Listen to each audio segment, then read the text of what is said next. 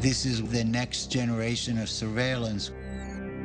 For the first time, we actually have permission from the government to show the basic capabilities.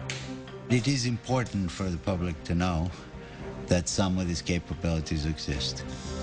Engineer Yanis Antoniadis designed the new sensor, known as Argus. With 1.8 billion pixels, it's the world's highest resolution camera.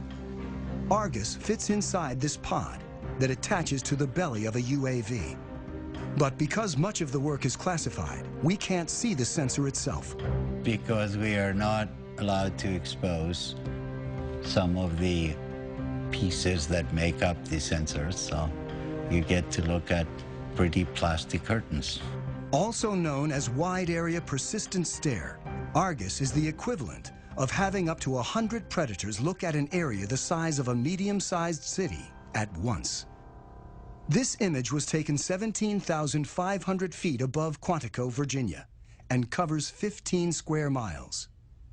This whole image is at a very, very fine resolution. So if we wanted to know what is going on in any spot along this image, say near this building at this intersection, we can generate a moving image that shows what's going on in the area. Simply by touching the screen, Antoniadis has opened up a window showing a detailed area, while still maintaining the broader context. And everything that is a moving object is being automatically tracked. The color boxes represent that the computer has recognized the moving objects. You can see individuals crossing the street. You can see individuals walking in parking lots. There's actually enough resolution to be able to see the people waving their arms or walking around, what kind of clothes they wear. And you could pick the location of where you produce these images anywhere in the entire field of view. Antoniadis can open up to 65 windows at once and can see objects as small as 6 inches on the ground. From even 17,500 feet, the white thing that you see flying around is a bird. Argus streams live to the ground and also stores everything, 1 million terabytes of video a day, which is the equivalent of 5,000 hours of high-definition footage. So you can go back and say, I would like to see what happened at this particular location 3 days, 2 hours, 4 minutes ago, and it would actually show you exactly what happened as if you were watching it live.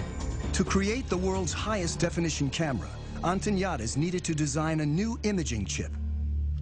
But DARPA, the project's funder, wanted to move fast and keep costs down. So he borrowed technology that most people have in their pockets. Inside this cell phone, okay, we find a tiny little camera. So if you were to take off the majority of it, you'd be left with an imaging chip.